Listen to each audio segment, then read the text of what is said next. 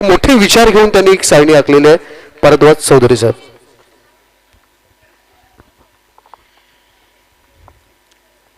महाराष्ट्राचे आराध्य दैवत छत्रपती शिवाजी महाराजांना वंदन करून समस्त भूमिपुत्रांची, खास करून आमच्या आगरी कोळ्यांची आई एकविरा हिच्या पायी माथा ठेवून ज्या प्रांगणामध्ये आपण ही सभेमध्ये आपण जमलोय त्या वेताळेश्वराला नमन करून स्वर्गीय दिबा पाटील साहेब, नारायण नागू पाटील साहेब, रतनबुवा म्हात्रे, सावळाराम बुवा यांच्या सर्वांच्या पवित्र स्मृतीस वंदन करून मी व्यासपीठावर विराजमान असलेले आगरी कोळी भूमिपुत्र महासंघाची संपूर्ण कार्यकारिणी यांच्या परवानगीने आपणासमोर काही गोष्टी ठेवत आहे. मला जाणीव आहे की मी ज्या व्यासपीठावरून बोलणार आहे त्या व्यासपीठावरून इथून जे विचार आपणापर्यंत येणार आहेत ते विचार ही या समाजाची जाहीर भूमिका म्हणून उद्याच्या वृत्तपत्रांमध्ये येणार आहे. समाजाची दिशा या व्यासपीठावरून ठरणार आहे. दिशा ऑलरेडी ठरलेली आहे, ती व्यक्त माझ्या मुखातून होणार आहे. ते सौभाग्य मला या कार्यकारिणीने दिलं की ती दिशा आपण इथं जाहीर करावी. मी त्या अगोदर बऱ्याचशा विषयांवर मला अवलोकनात्मक संभाषण करायचं आहे. मला माहिती आहे माझ्या माय भगिनी इथं उपस्थित आहेत, 8:30 वाजून गेलेत, घरी जेवण बनवायचं आहे. आई, ताई, मामी, काकी, एकच विनंती करीन, जर या आमच्या समाज विभूतींनी जे स्वर्गीय झालेत त्यांनी किंवा त्यांच्या बायकांनी हा विचार केला असता तर समाजामध्ये जी काही क्रांती आपण बघतो ती घडली नसती. तुम्ही या क्रांतीचे घटक आहात. तुम्ही ही क्रांती जी घडते त्याचं घटक आहात. तुम्ही पाईक आहात. एक दिवस जेवायला उशिरा बनेल चालेल, फक्त एवढं आठवा, 8 वर्ष चिंचेच्या पाण्याचं वाटण करून आमच्या समाजाच्या नेत्यांनी, आमच्या लोकांनी त्याचे पोळे करून खाल्लेत. त्यावेळेला जर त्यांनी साथ दिली नसती तर कसेल त्याची जमीन ही संपूर्ण देशाला देणगी मिळाली नसती. आणि ती देणगी ज्यांनी दिली त्या नारायण नागो पाटलांचे आपल्याला आयुष्यभर पांग फेडूच शकत नाही, त्यांचे ऋण आपण फेडू शकत नाही. खरं म्हणजे माझी आगरी कोळी भूमिपुत्र महासंघाच्या अध्यक्षपदावर नेमणूक झाल्यानंतरचं हे पहिलंच सार्वजनिक संभाषण आहे. बोलायचं भरपूर आहे, वेळ कमी आहे, जबाबदाऱ्या भरपूर आहेत. सर्वात अगोदर अध्यक्षपदावर विराजमान झाल्यानंतर जर एक जबाबदारीने मी स्वीकारली ती म्हणजे सोशल मीडियावर वायफळ बडबड बंद. कारण 60,000 मेंबर्स असलेले आमच्याकडे 7-7, 8-8 समाजाच्या नावाने चालणारे ग्रुप्स आहेत. त्या 60,000 ग्रुप मेंबरपैकी जे रोज सोशल मीडियावर समाजाचं प्रबोधनाचं काम करतात, दुर्दैवाने ग्राउंड लेवलवर काम करताना मात्र त्यांची उपस्थिती भेटत नाही. केवळ असं करून चालत नाही. मी माझ्या त्या सर्व मित्रांना जाहीर आवाहन करेन, केवळ सोशल मीडिया हे प्रबोधनाचं साधन नक्कीच आहे, पण त्या प्रबोधनाबरोबर तुमचं स्वतःचं कॉन्ट्रीब्युशन समाज म्हणून काही आहे ते देण्याची हीच वेळ आहे. या वेळेला जर तुम्ही दिलं नाहीत तर या पुढील येणारी तुमची भविष्यातील पिढी मात्र नक्कीच तुमच्या फोटोला, जसं आज आपण या विभूतींच्या फोटोंना हार घालतोय, तुमच्या फोटोला कोणीच हार घालायला उरणार नाही. याची जाणीव ठेवा. मला ती झाली आहे, हो, जबाबदारीने बोलतोय. 16 वर्षाच्या सुप्रीम कोर्टाच्या प्रॅक्टिसला मी तिलांजली दिली आहे. जबाबदारीने सांगतोय, शिवसेनेसारख्या पक्षाचा जिल्हा अध्यक्षपदाचा राजीनामा दिलाय मी. वकील संघटनेचं जिल्हा अध्यक्षपद होतं माझ्याकडे. जबाबदारीने बोलतोय आणि अभिमानाने सांगतोय, मी त्या वंदनीय बाळासाहेब ठाकरेंचा सैनिक होतो, आहे, राहणार. पण मी शिवसैनिक म्हणून जे काही आज चाललंय ते मला सहन होत नाही. माझ्या समाजाचं आज संपूर्ण ठाणे जिल्ह्यामध्ये, मुंबईमध्ये, संपूर्ण सातसागरी जिल्ह्यामध्ये सर्वात जास्ती कोणी नुकसान करत असेल तर दुर्दैवाने, खेदाने ज्या समाजाचा झेंडा लहानपणापासून वडिलांच्या बरोबर खांद्यावर घेऊन फिरत होतो, एक अभ्यासू म्हणून, मी PhD स्कॉलर आहे, त्यामुळे जर खोलात जाऊन अभ्यास करायचं माझी सवय आहे, तो अभ्यास केल्यावर मला हेच कळलं की माझ्या समाजाचं सर्वात जास्ती नुकसान कोणी केला असेल तर तो मात्र त्याच पक्षाने केला ज्याचा झेंडा माझ्या बाबाने माझ्या खांद्यावर दिलेला. लाज वाटते, दुर्दैवाने सांगतोय. बाबांना वचन दिलेलं, तुम्ही हयात असेपर्यंत तरी मी नक्कीच दुसऱ्या पक्षाचा विचार करणार नाही. माझ्या दुर्भाग्याने 2 वर्षापूर्वी माझ्या बाबांचं देहावसन झालं. विचार केला, आता नाही तर कधीच नाही. पहिल्या प्रथम एक निर्णय घेतला, म्हणजे मी माझ्या संघटनांच्या सर्व पदांचा राजीनामा दिला आणि मात्र एक गोष्ट ठरवली, आता झेंडे बंद. आता ते झेंडे काढले पण दांडा तर माझ्या हातात आहे ना, आणि हे दांडे घेऊन आपण फिरूया ना. किती दिवस हे झेंडे फिरवायचे हो? कोण कुठून येणार, त्यांना आम्ही दादा, मामा, भाई बोलणार, त्यांच्या पाया पडणार का? आपल्या समाजामध्ये असे वरिष्ठ कोणीच नाहीत. आता माझे बांधव बोलत होते की कल्याण शीळ रस्त्याचा मोबदला आम्हाला पूर्वी मिळाला काही लोकांना. कोणी दिला हो? कोणी दिला? त्यावेळेला माझे बांधव पालकमंत्री होते, माझे समाज बांधव होते, त्यांना जाणीव होती इथल्या समाजाच्या समस्या काय आहेत, त्या समाजाच्या समस्या सोडवण्यासाठी काय करायला पाहिजे. मला त्यांच्या पक्षाशी काही घेणं देणं नाही. मला त्यांच्या एक समाज बांधव म्हणून, त्यांचा समाज बांधव म्हणून त्यांचा नेहमीच अभिमान आहे आणि यापुढेही राहील. मी माझ्या तरुण वर्गाला विनंती करेन, सोडा, हे सर्व सोडून टाका, पक्षाचे बंद झुगारा, समाज बांधव म्हणून एकत्र व्हा. जो जो माझ्या समाजाचा तो माझा, जर तो समाजाचा नाही तर तो माझा नाही. आणि कुठला समाज मला अभिप्रेत आहे? कुठला समाज मला अभिप्रेत आहे? जो देव, देश आणि धर्मासाठी कट्टर अभिमानी असलेला समाज माझा समाज आहे. ओवेसीच्या बरोबर जाणारा माझा समाज बांधव मला कधीच मान्य नसणार आहे. मी जाहीरपणे जबाबदारीने बोलतोय.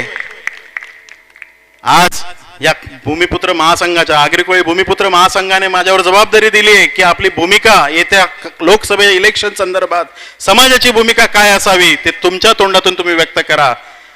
नक्कीच करणार. आजपर्यंत आम्ही राजकीय भूमिका घेतली नाही. माझ्या बरोबर इथं माझ्या व्यासपीठावर आमचे सल्लागार म्हणून संतोष दादा आहेत, नगरसेवक झाले 2-2, 3-3 टर्म. हिरा पाटील साहेब आहेत, नगरसेवक झाले 2-2, 3-3 टर्म. एक तरी माणूस सांगेल का त्यांना समाज बांधव म्हणून आम्ही निवडून आणलेलं नाही ना? ते त्यांच्या स्वकर्तृत्वावर निवडून आलेले. यापुढे मात्र जर हक्काचा माणूस पाहिजे असेल ना तर त्याला समाज बांधव म्हणून आम्ही निवडून द्यायला पाहिजे, तरच तुम्ही त्याच्या कॉलरला हात धरू शकता.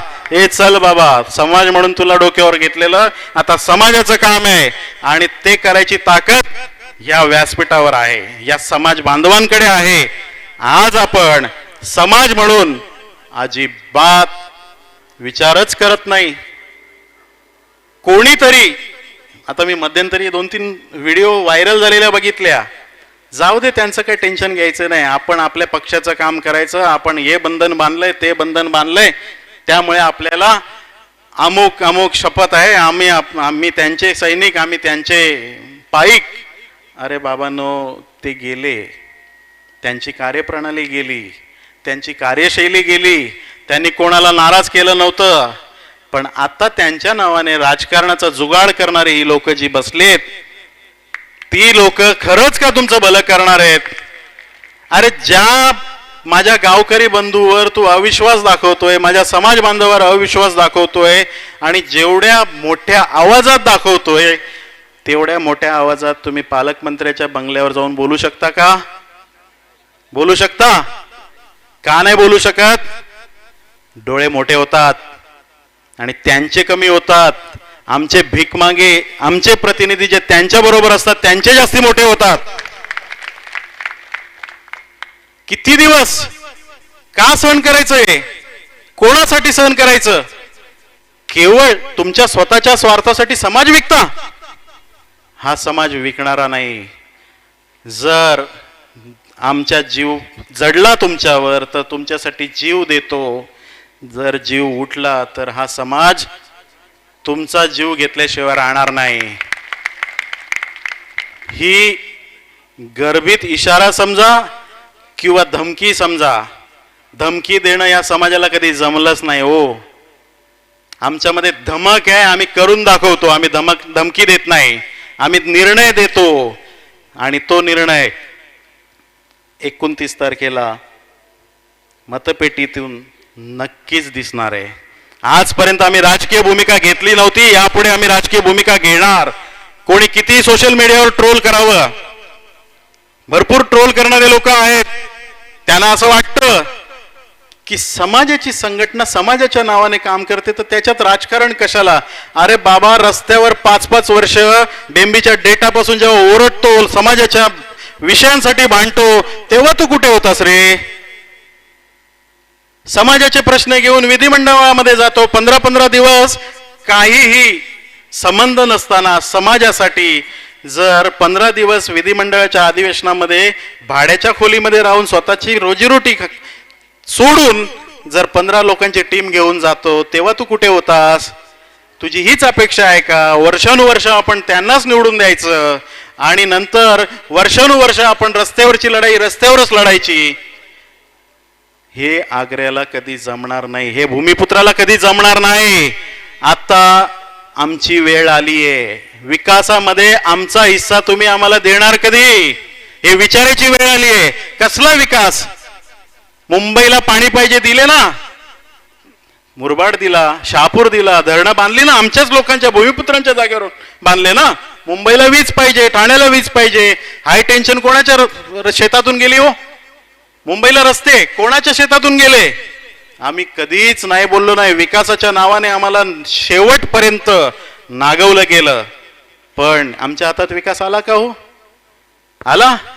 आजही आपला पारंपरिक व्यवसाय रेती व्यवसाय, तो रेती व्यवसाय, तुम्ही त्या रेती व्यवसाय करणाऱ्या माझ्या बांधवांवर गुन्हे दाखल केले. कसले? रेती माफिया का? इटलीवरून आलेत का? माफिया शब्द कुठून आला? इटलीवरून आला. मारिओ पुझेचा शब्द आहे तो. तुम्ही त्यांना माफिया बोलूच कसं शकता? अहो, उसाची चिपळी जेव्हा तिचं रस काढलं जातं, त्या चिपळीमध्ये काहीच उरत नाही असं आपल्याला वाटतं, पण तरी सुद्धा त्या चिपळीमधून मेथनॉल हा एक रसायन निघतो, तो दारू बनवण्यासाठी उपयोगी होतो.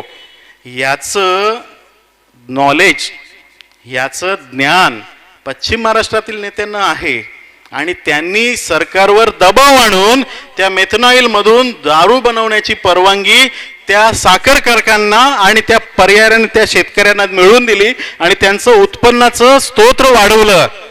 आहे का आमच्या समाज बांधवांना, लोकप्रतिनिधींना तेवढी अक्कल? माझ्या तलासरीमध्ये, माझ्या मोखाड्यामध्ये, माझ्या आसपासच्या सर्व गावांमध्ये जांभूळ भेटतं ना, मोह भेटतो ना. मोहाची दारू, पत्रकार बंधूंनो जबाबदारीने लिहा, इथून व्यासपीठावरून बोलतोय. मोहाची दारू, जांभळाची दारू बनवण्याच्या परवानगी दिल्या का माझ्या समाज बांधवांना? त्यांची तुम्ही मान्यता तरी दिली का? आज ह्या सगळ्या विषयांचा उकल कधी होणार? लोकप्रतिनिधींना हे अक्कल कधी येणार? आणि तुम्ही जाब कधी विचारणार? त्यांना अक्कल येणार नाही, तुम्हाला जाब विचारायचा आहे. आज आपले या डोंबिवली परिसरामध्ये सर्वात महत्वाचा घरगुती व्यवसाय कुठला होता? कोणी बंद केला? खेदाने बोलतो आपण, दारूचं नाव घ्यायला आम्हाला लाज वाटते. मेथनॉईल बनवायचं नाव घ्यायला बरोबर आम्ही परवानग्यात येतो, कारण ते मेथनॉईल आहे, त्याच्यापासून ब्रँडेड देशी दारू बनते.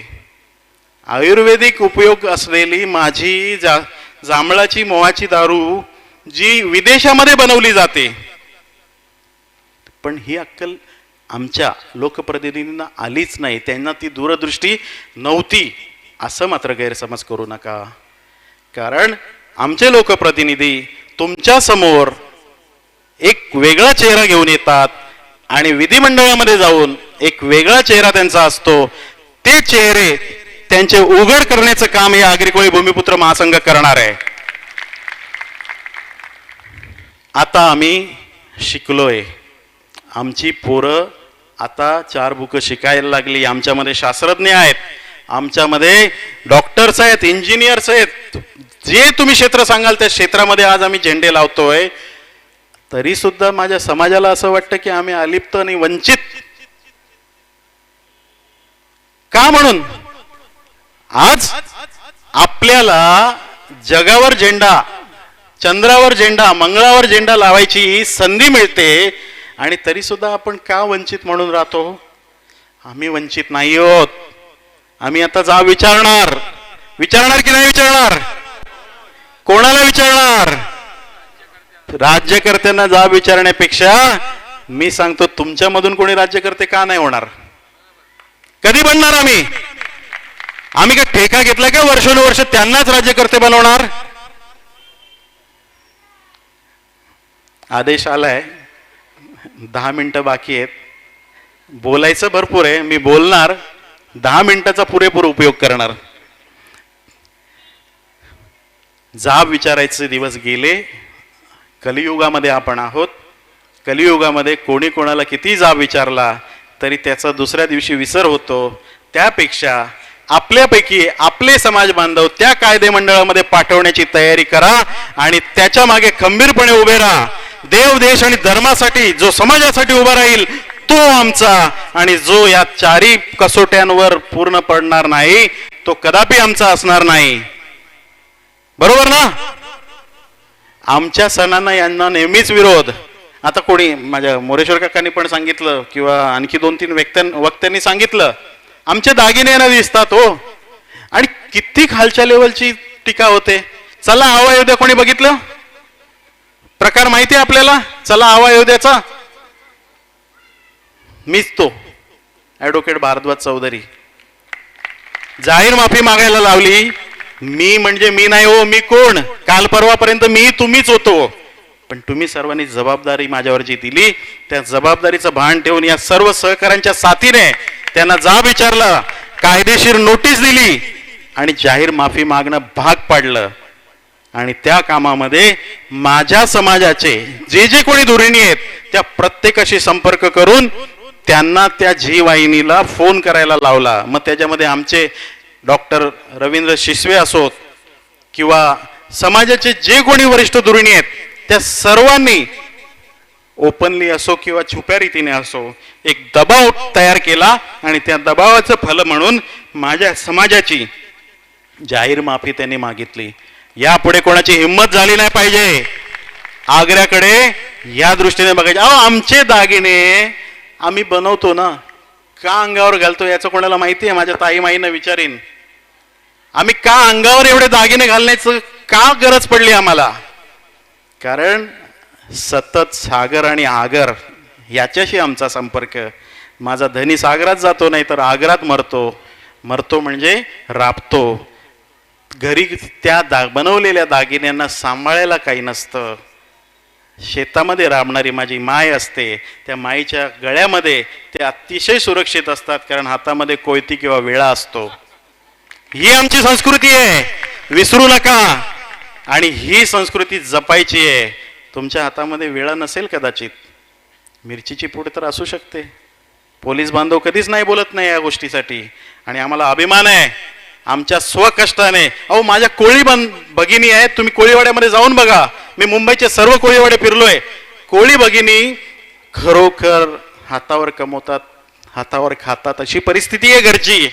पण प्रत्येकीच्या गळ्यामध्ये मात्र 25 तोळे 50 तोळे असे दागिने मिरवतात अक्षरशः. आणि ते त्यांच्या स्वकष्टाचे आहेत.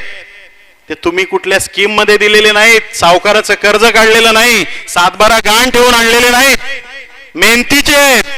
आणि या दागिन्यांवर तुम्ही आमची खिल्ली उडवताय. लाजा वाटत नाही.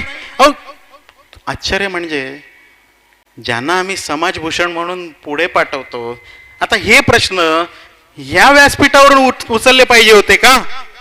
किती लोकप्रतिनिधी होते आपले, कोणीच आवाज उठवायला तयार नाही का. तेव्हा ते समाजाचे नसतात.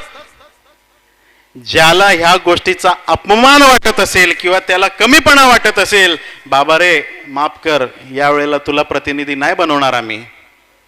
माझ्या संस्कृतीचा ज्याला अभिमान आहे, ज्याला संस्कृतीचा गर्व आहे आणि जो देव देश आणि धर्मासाठी राबायला तयार आहे, तोच आमचा प्रतिनिधी असेल. आणि जर एखाद्याला त्याची लाज वाटणार असेल तर तो आमचा प्रतिनिधी नसेल, याची मी ग्वाही देतो. मध्यंतरी लोकसभा इलेक्शन नंतर म्हणजे जेव्हा जाहीर झाली त्यावेळेला कार्यकारिणीची एक सभा झाली. त्यामध्ये ठरवण्यात आलं की या वेळेला आगरी कोळी भूमिपुत्र महासंघ लोकसभा निवडणुकीच्या रिंगणात उतरणार.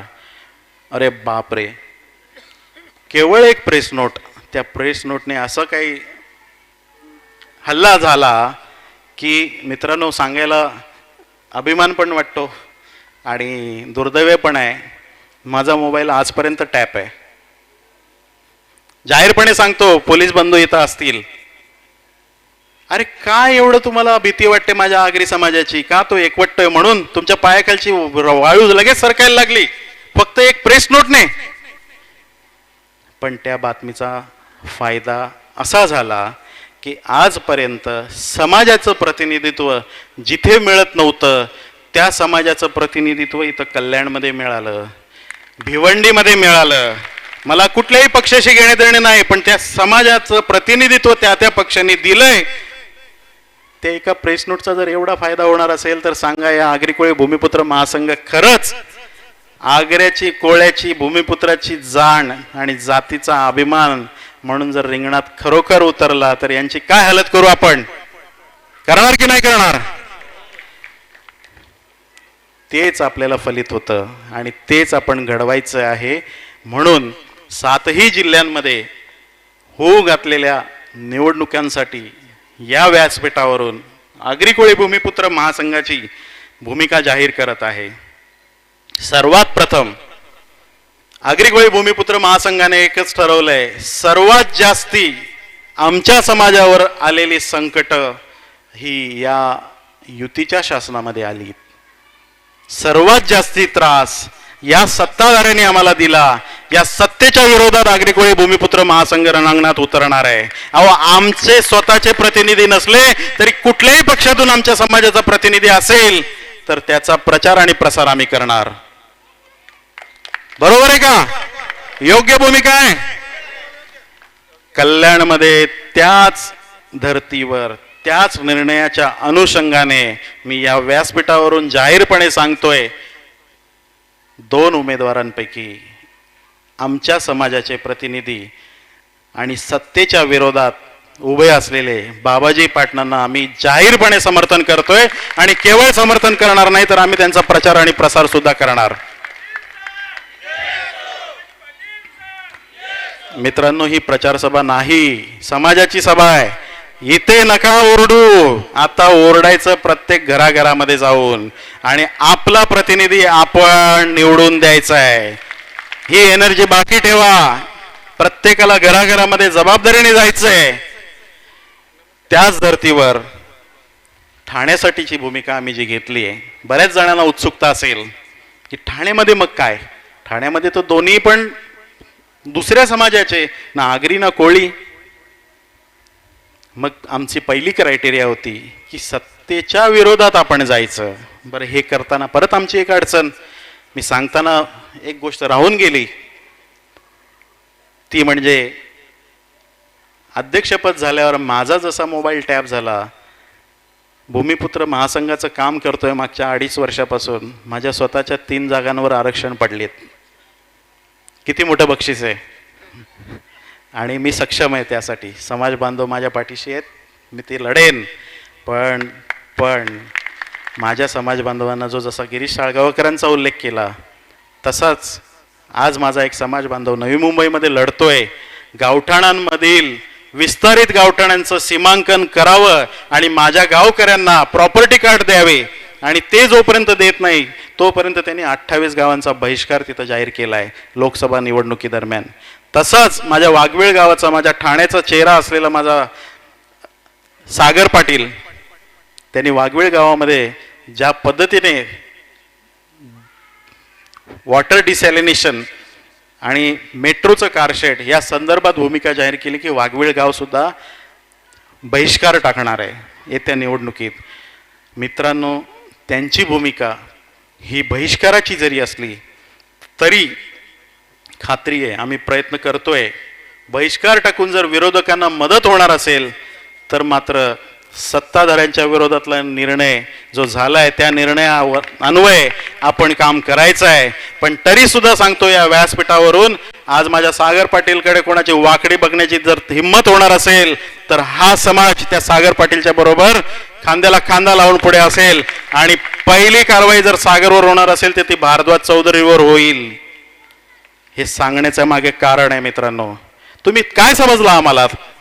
तुम्ही त्याला एकटं करताय, निलेश पाटीलला एकटा करताय, निलेश पाटीलवर FIR करताय का? म्हणून समाजाचं काम करतोय म्हणून. आज एक निलेश पाटील आहे, एक सागर पाटील आहे, एक भारद्वाज चौधरी, एक गजानन पाटील आहेत. या भूमिपुत्र महासंघाचं एकमेव धोरण आहे की प्रत्येक गावामध्ये माझा समाज बांधव, समाजासाठी झटणारा बांधव आम्हाला उभा करायचा आहे. उभा म्हणजे तुमच्या समस्या सोडवण्यासाठी. निवडणुका येतील जातील, समाज म्हणून टिकला पाहिजे. मुंबई आपल्या हातातून गेलेला आहे, खेदाने सांगतोय, मुंबई आपल्या हातातून गेलंय. 181 गावठण आणि कोळीवाडे होते, सरकारच्या रेकॉर्डमध्ये फक्त 100 उरलेत. बरोबर ना गिरीश दादा? 181 पैकी 80 खाल्ले हो. आपल्या हातातून सगळं गेलंय मुंबई. ठाण्यामध्ये आपण थोडेफार जिवंत आहोत, तो सुद्धा प्रबळपणे या घोडबंदर बाळकुम पट्ट्यामध्ये. आणि तिथं जर आपण संपलो तर मात्र पुढचा नंबर कल्याण, डोंबिवली, भिवंडी इथपर्यंत हे येणार आहे. आणि तेव्हा जर आपण समाज म्हणून एकत्र नसू तर मात्र आपली गिनती कोणीच करणार नाही. त्यामुळे एकत्र व्हा. ठाण्याचा निर्णय झालेला आहे, सत्ताधाऱ्यांच्या विरोधात जायचं आहे. पण तरी सुद्धा माझ्या समाज बांधवांनी जो निर्णय घेतलाय त्याचा पूर्ण आदर ठेवून त्यांनाही ही भूमिका समजवण्याचा प्रयत्न करतोय की या बहिष्कारातून विरोधकांचं जर भलं होणार असेल तर मात्र सत्ताधाऱ्यांच्या विरोधात जो मतप्रवाह फिरवायचा आहे तो आपल्याला फिरवायचा आहे. पण तरी सुद्धा ठाण्याची भूमिका ही ठाणेकरच ठरवतील. त्याच पद्धतीने सर्वात मोठा आणि खळबळजनक विषय आमच्या भिवंडीचा आहे हो. सत्तेच्या विरोधात बोललं तर आम्हाला जसं डोक्याला खाजवायला लागतं. सत्तेच्या विरोधात भिवंडीत निर्णय घ्यायचा म्हणजे नक्की काय करायचं? खासदार BJPचे, महापालिका काँग्रेस आणि शिवसेना सत्ताधारी, पंचायत समिती शिवसेना आणि मनसे आणि भाजपा सत्ताधारी, जिल्हा परिषद शिवसेना आणि राष्ट्रवादी सत्ताधारी. ज्याला इथं सत्ताधारी नक्की कोण? पण तरी सुद्धा सांगतो, ह्या आगरी कोळी भूमिपुत्र महासंघाने जी भूमिका जाहीर केली निवडणूक लढवण्याची, त्याचा परिणाम एवढा झाला की 2 प्रबळ पक्षांनी आपले उमेदवार आपल्या समाजाचे दिले. हा आपला विजय. आणि जाहीरपणे सांगतो की त्यापैकी भिवंडीतील जनता ते ठरवणार की यापैकी सर्वात उजवा कोण, तो आमचा. पण तो आमचा कधी असेल? आमच्या अटी आणि आमच्या शर्ती ज्या समाजाच्या प्रश्नांच्या आहेत त्या आम्ही कल्याणमध्ये सुद्धा बाबाजी पाटलांकडे देणार आहोत आणि त्या आम्ही भिवंडीमध्येही देणार आहोत. त्या अटी आणि शर्ती जर तुम्हाला मान्य असतील तर आम्ही अभिमानाने सांगू तुम्ही आमचे, नाहीतर एवढी वेळ तुम्ही तुमचे म्हणून निवडून येतच आहात. तसाच निर्णय मुंबईतील भांडूपच्या सीटचं की जिथं संजय दिना पाटील हे आपले समाज बांधव उभे आहेत, त्या समाज बांधवाला आपण समाज बांधव म्हणून. बरं, आता बरेच लोक पत्रकारांनो हे खास करून सांगतोय की सत्तेच्या विरोधात म्हणजे सत्तेच्या विरोधात, मग त्याचा अर्थ राष्ट्रवादीला सपोर्ट किंवा काँग्रेसला सपोर्ट हे वाक्य नका लिहू. समाजाला सपोर्ट हे वाक्य लिहा. समाज बांधव म्हणून आम्ही ते सपोर्ट करतोय. आणि ही एकी अशीच कायम ठेवा. पुढचे 6 महिन्यानंतर या टाळ्या दुपटीने वाढणार आहेत. ही भूमिका जर ठेवलीत तर आपल्या 24 जागा आहेत ठाणे जिल्ह्यात, त्या 24 पैकी कमीत कमी 16 जागा आपल्या समाज बांधवांच्या नक्कीच असतील, मग त्या कुठल्याही पक्षातून असोत. आणि त्यासाठी आपल्याला काम करायचं आहे. एवढं बोलून मी या आगरी कोळी भूमिपुत्र महासंघाची येत्या निवडणुकी संदर्भात जी भूमिका होती ती कार्यकारिणीने ठरवलेली भूमिका माझ्या मुखातून तुमच्यासमोर मी जाहीर केली. याच्या पुढे आपल्याला कामाला लागायचंय. बाबाजी पाटलांचं काम करायचंय, संजय दिना पाटलांचं काम करायचंय. तसंच भिवंडीमध्ये भिवंडीकरांना पूर्ण मुभा आहे. तुम्हाला जो उजवा वाटेल त्याचं काम करा, पण त्याच्याकडून वधवून घ्या की तो समाजाचा किती आणि त्याचा स्वतःच्या पक्षाचा किती. आणि ते भिवंडीकर स्वतः ठरवतील. 29 तारखेला निर्णय आला त्यानंतर, कारण त्यामध्ये राजकारणामध्ये जसं लोक सांगतात सोशल मीडियावर की आगरी कोळी भूमिपुत्र महासंघ राजकारणात पडू नये, तर त्या राजकारणात आम्ही नाही पडणार. जेव्हा आम्ही सांगतो समाज बांधव, तेव्हा 2 समाज बांधव आपसात लढतायत, तेव्हा तिसऱ्याचं काम काय. बरं, बऱ्याच वेळेला एक आणखी प्रश्न येतो की निवडणुकीची जी उमेदवारांची यादी बघा, त्यामध्ये आणखी 2-4 समाज बांधव उभे असतात. मी जबाबदारीने सांगतो आणि त्यांच्याप्रती असलेली संपूर्ण इज्जत ठेवून सांगतो की ज्या माणसाचं समाजासाठीचं योगदान, त्याची समाजातील उंची, त्याचं काम, त्याचा पुरानुभव, ह्या हिशोबाने आपण पाठिंबा देणार ना. केवळ समाज बांधव म्हणून पाठिंबा द्यायचा बोलला तर प्रत्येक मतदारसंघात 2-2, 3-3 समाज बांधव आहेत. अडचणीचं होऊन बसेल मित्रांनो. आपल्याला जर खरंच सत्तेतून काही मिळवायचं असेल, राज्य सरकारकडून मिळवायचं असेल, केंद्र सरकारकडून मिळवायचं असेल, तर आपला तोच प्रतिनिधी योग्य असू शकेल की ज्याची निवडून येण्याची पण क्षमता आहे, समाजाचं काम करण्याची क्षमता आहे. केवळ तो समाज बांधव म्हणून आगरी कोळी भूमिपुत्र महासंघ एखाद्याला सपोर्ट करणार नाही. ही सुद्धा आमची भूमिका आहे. एवढं बोलून मी माझे अध्यक्षीय भाषण इथंच थांबवतो. आपली साथ आत्तापर्यंत जशी लाभली तशीच यापुढेही लाभेल अशी आशा ठेवून आई एकविरेच्या चरणी, या वेताळेश्वराच्या चरणी मंदिरात माथा ठेवून आपल्या सर्वांच्या समोर मी रजा घेतो. जय हिंद, जय महाराष्ट्र, जय आगरी कोळी, जय भूमिपुत्र. चौधरी साहेब